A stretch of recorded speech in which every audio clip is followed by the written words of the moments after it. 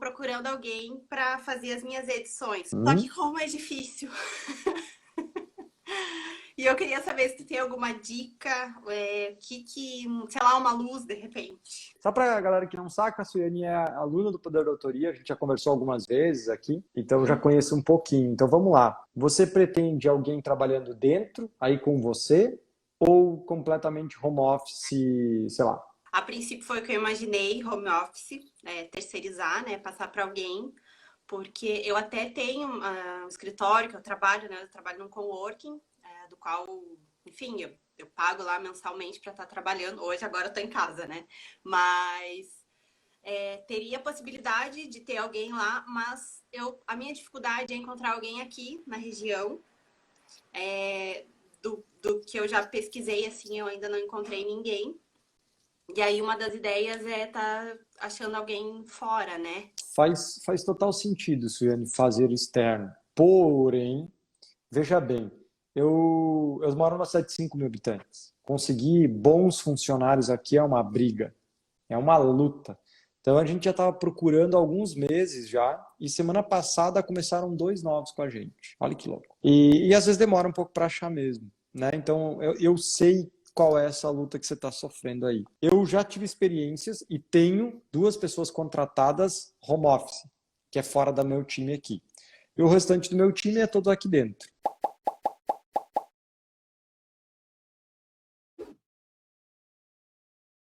E eu vou te contar uma coisa.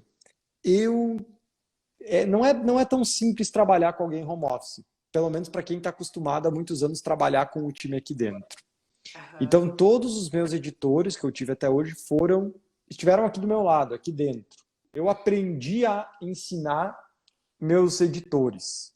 Só que eu aprendi a ensinar eles de forma física, juntos aqui. E na minha opinião, ensinar um editor não é ensinar uma vez e abandonar. É ensinar ele todo santo dia. O que eu fiz para conseguir? Porque muitas pessoas me perguntam, mas como assim achar um editor para você? Ninguém vai editar tão bem quanto eu mesmo. É o grande erro que a gente acha que ninguém é tão bom quanto a gente. Né?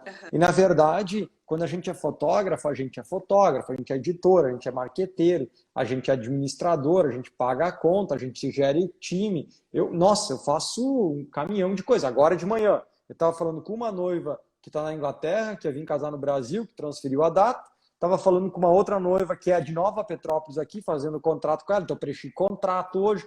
Fiz umas burocracias. Hoje de manhã foi o dia de fazer burocracia com noivas. Né?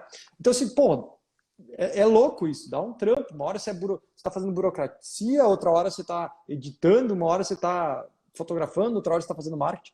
Dá um nó na cabeça. Então eu acho que essa história de um editor não ser tão bom quanto a gente é balela. Por quê? Porque o editor ele passa o dia todo editando. Então ele só pensa nisso, ele só estuda isso. Eu estudo um monte de outras coisas. Então, como ele só faz isso, só estuda isso, ele vira um especialista nisso.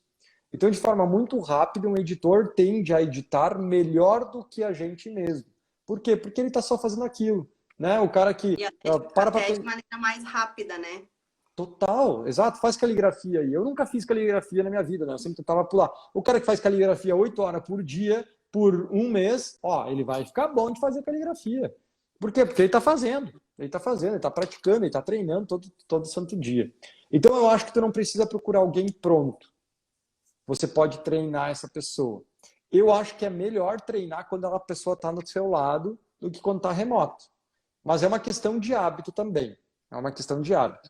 Então, o que acontece? Como eu fiz para ensinar? Vamos lá que eu vou abrir o jogo para você. Eu faço trabalho. Então, fazendo esse trabalho, quando eu chego em casa, né, chego no estúdio, no começo eu fazia a seleção. Depois eu comecei a ensinar esse cara a fazer curadoria, a selecionar as fotos. Então, por exemplo, a gente chegava num casamento com 10 mil fotos, ele tinha que selecionar, o que eu digo que eu vou entregar para o meu cliente, é uma média de 800 fotos. Então, ao invés de ele escolher 800 fotos, eu pedi para ele, cara, escolhe 2.500 fotos. Fica tranquilo, porque escolher mais fotos é mais fácil do que escolher menos fotos. Ou seja, escolhe 2.500. O que você tem dúvida, você coloca como escolha. Na dúvida, deixa. Depois, o que eu fiz? Sentei do lado dele e a gente juntos analisou essas 2.500 e baixou para 800. Eu fiz isso uma, duas, cinco, talvez 5 a 10 vezes eu tenha feito isso, até que ele conquistou minha confiança de, cara, ele já está sacando agora fazer a seleção sozinho. Toda a seleção sozinho. Por quê? Porque quando eu estava fazendo aquela seleção, eu olhava para assim, essa ou essa? Aí ele, essa, boa, essa aqui. Essa ou essa?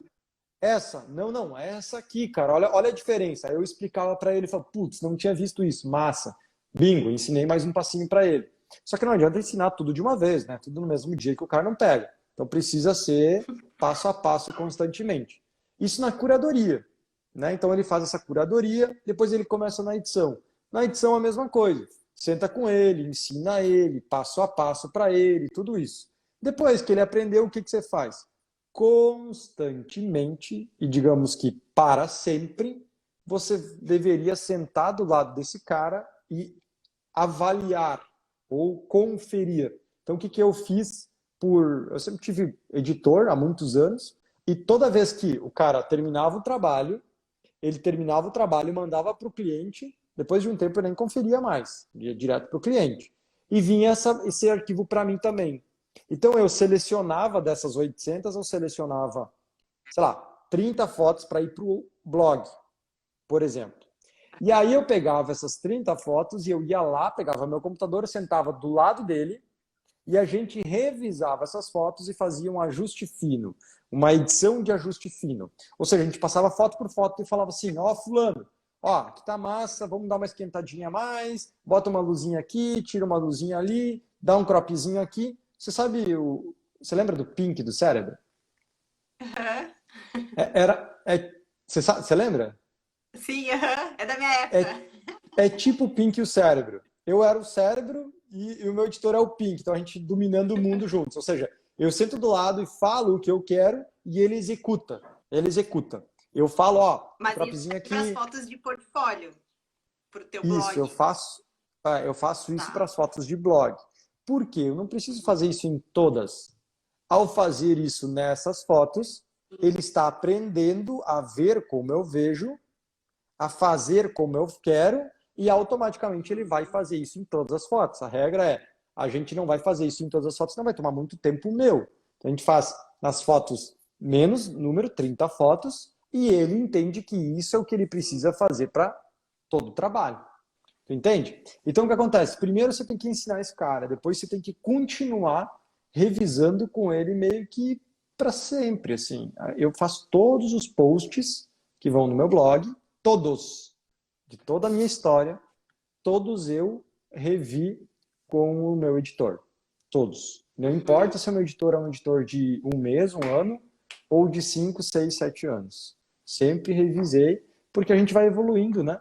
Eu, o editor, a gente vai evoluindo e vai melhorando. Então, eu acho que essa é a grande sacada. Agora, dito tudo isso, Yane, como é que você vai achar alguém bom, né? E as pessoas esperam encontrar alguém pronto e bom. E eu ouvi de um cara uma vez que assim, a gente não deveria procurar um funcionário, um colaborador, pela técnica que ele tem, ou sabe, se ele sabe fazer aquilo já de forma técnica, ou pela pessoa dele. E eu acredito muito que é pela pessoa, quando os princípios batem. Quando os princípios batem. Então, assim, você olha para a pessoa e você entende que, opa, esse cara pensa mais ou menos parecido comigo. Ele acredita no valor da humildade, no valor do trabalho duro, no valor da dedicação, no valor do feedback, no valor de nunca tá bom o suficiente, mas sempre, sabe, sempre dá para melhorar. Então, eu acho que quando a gente vai sacando isso, Suene, fica mais fácil. Porque alguém pronto você não vai conseguir encontrar, ou pelo menos vai ser mais difícil encontrar, né? Quando a gente encontra alguém pronto, ele está cheio de vícios. E vícios às vezes atrapalham. Então eu prefiro pegar alguém virgem, digamos assim, e começar a ensinar.